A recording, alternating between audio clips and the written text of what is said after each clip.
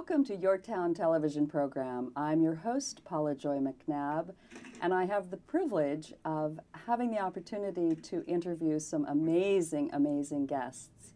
And my first guest this morning is Augie Lewis. Welcome to the program, Augie. Thank you so much for having me. Yeah, I'm delighted.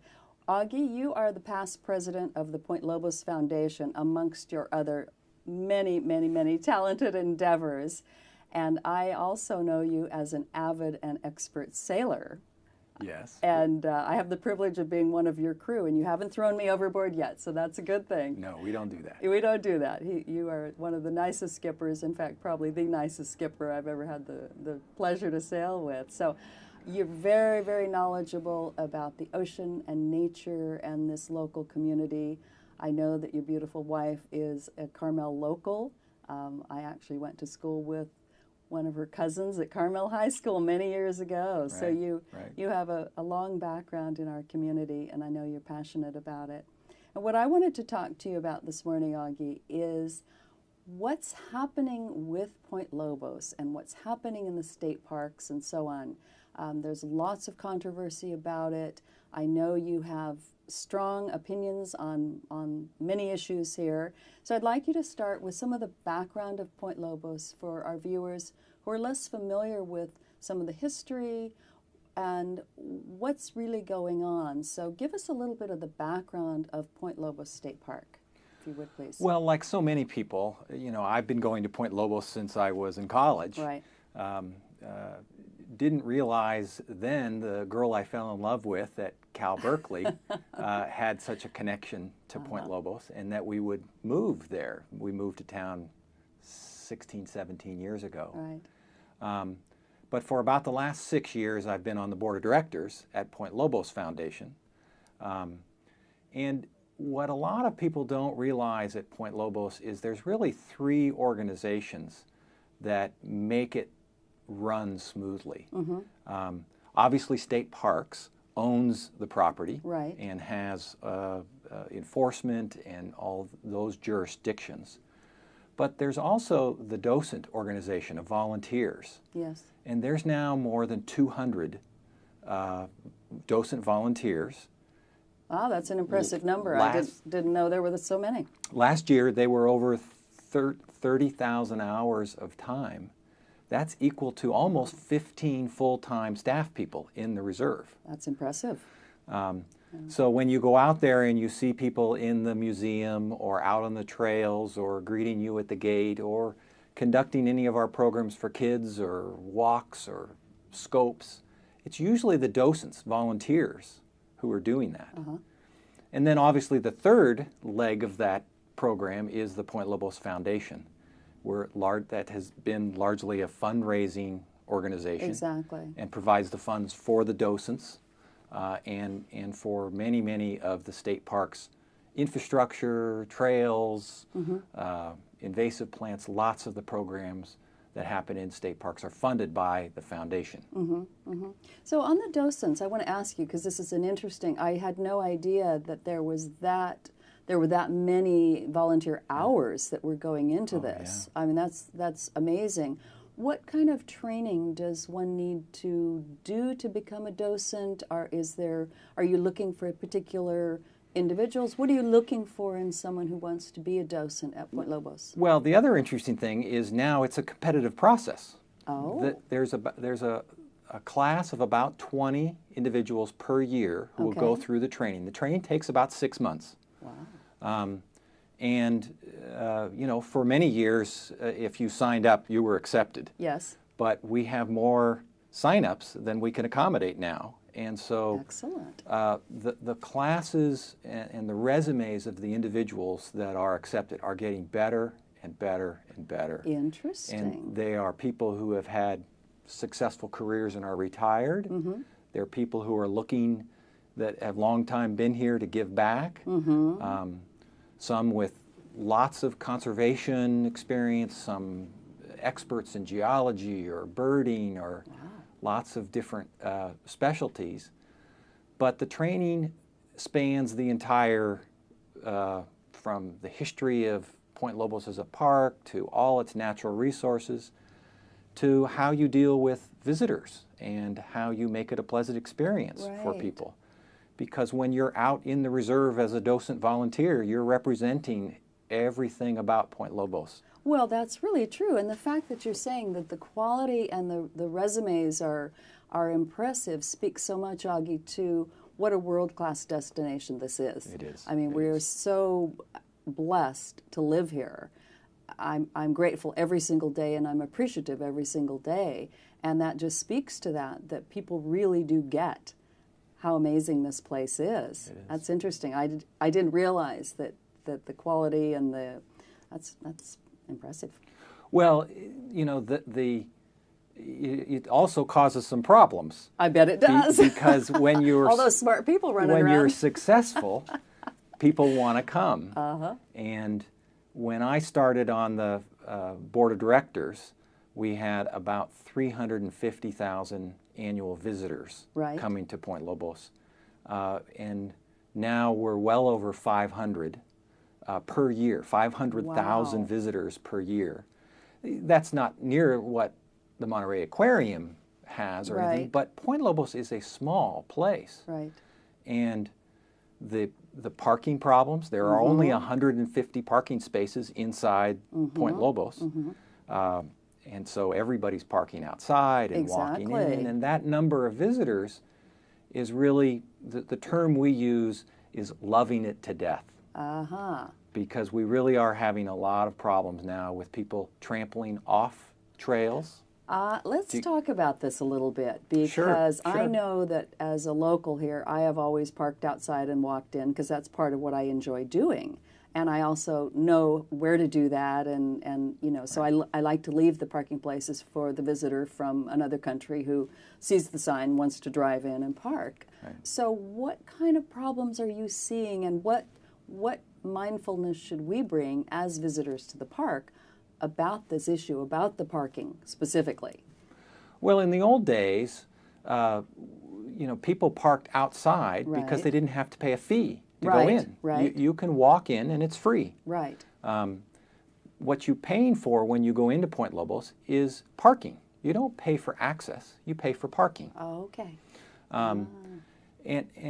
But now there are so many visitors, it doesn't matter whether you go in and park or not. There are no places. They fill Okay. up, you know, within the first hour Right. of the morning. Of course, of course. And everyone has to park outside. And it leads to, you know, a half a mile north and a half a mile south on both sides of the highway. And that's a two-lane highway. Two-lane highway. People are crossing the street. It's Very dangerous. very dangerous. Very dangerous. Interesting.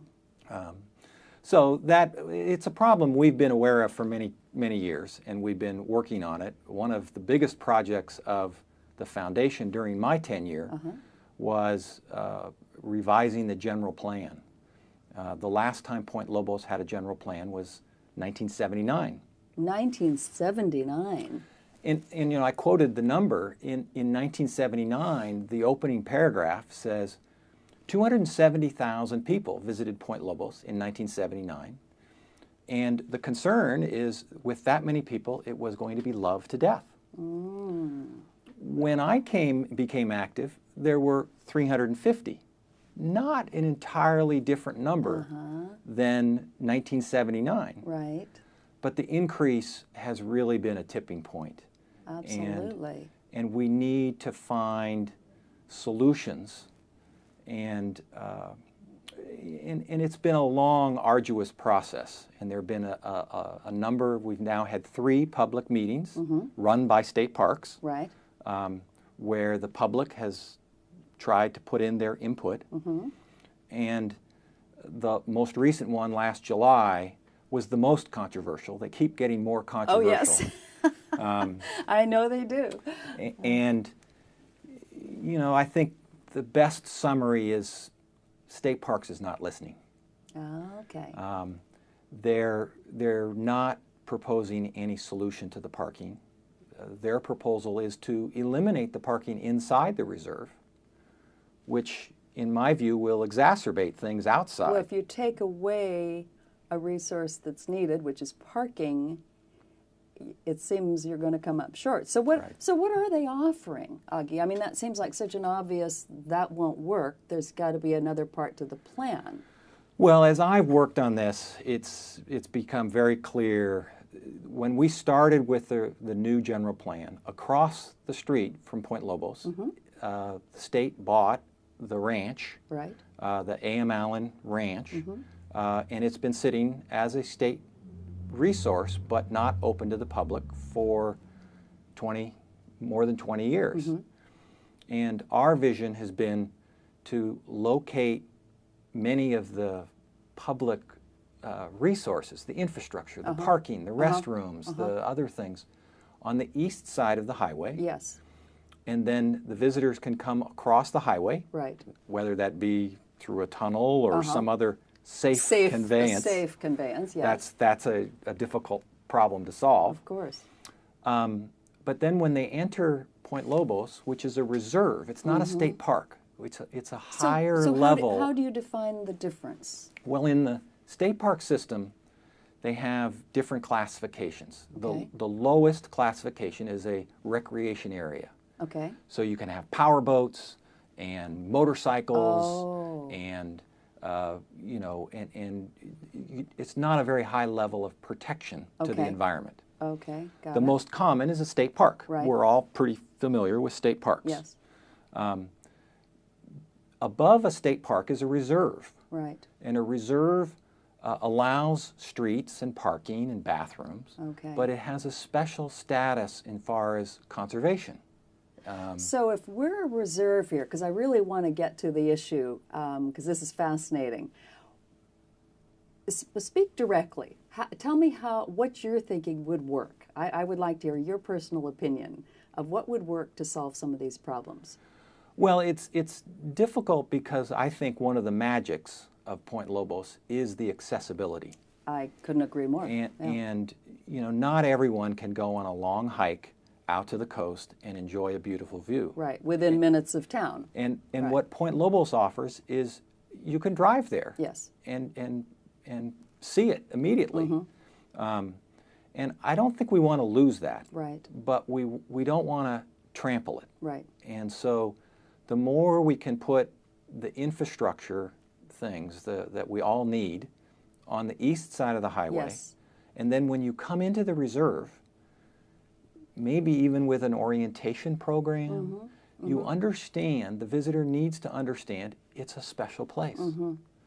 And you can't collect seashells and take them home. And you need to stay on the trails. Yes. And the reasoning behind that, why? rather than just, oh, it's a rule, there are very specific, very important reasons for those rules that are in place. exactly. Right, right. So I think the magic is what is termed in the state park system carrying capacity. And it's a fancy term for how many people can come into an area without damaging it. Right. Whether it's how many parking spaces are there, or Right. how many bathrooms are there, Right. or how many people can be on a trail Yes. without impacting and damaging the resource. Yes. And so far, we're not getting, in 1979, the carrying capacity was 1,350 visitors a day. Okay.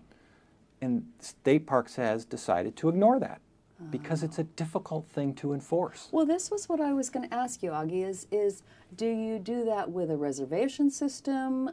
How do you maintain that? Paula, you're brilliant.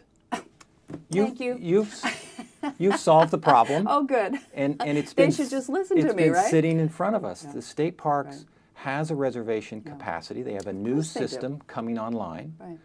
And if you allowed 1,350 visitors a day, if it was a Tuesday and there was no reservations, you could go park and go for a walk. Exactly. You didn't need a reservation. Exactly.